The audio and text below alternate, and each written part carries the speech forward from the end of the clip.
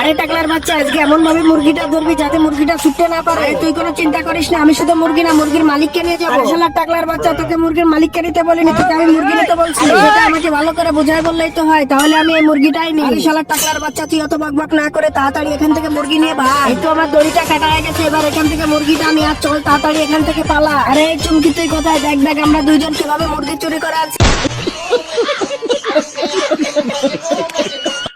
তুই কি বলিস? এত সুন্দর মুরগি কিভাবে চুরি করে আনলি তোরা? যা, এবার বেশি কথা না বলে ঝটপট এটা রেঁধে ফেলা তো। আচ্ছা ঠিক আছে বন্ধুরা, আমি এই মুরগিটি রান্না করতে করতে বন্ধুরা তোমাদের জন্য আমি এই আইসক্রিমের বাড়িটা বানিয়েছি। দেখো, তোমার যদি পছন্দ হয় তাহলে একটা লাইক করে যাবে। যদি তুমি বাংলাদেশ থেকে ভিডিওটি দেখে থাকো তাহলে একটা সাবস্ক্রাইব করে যাবে। আরে আরে, এটা কি হলো? আমার মুরগিটা এখান থেকে কোথায় গেল? আজব তো, বুঝতে পারতেছি না আমার মুরগিটা এখান থেকে কে চুরি করে নিয়ে গেল।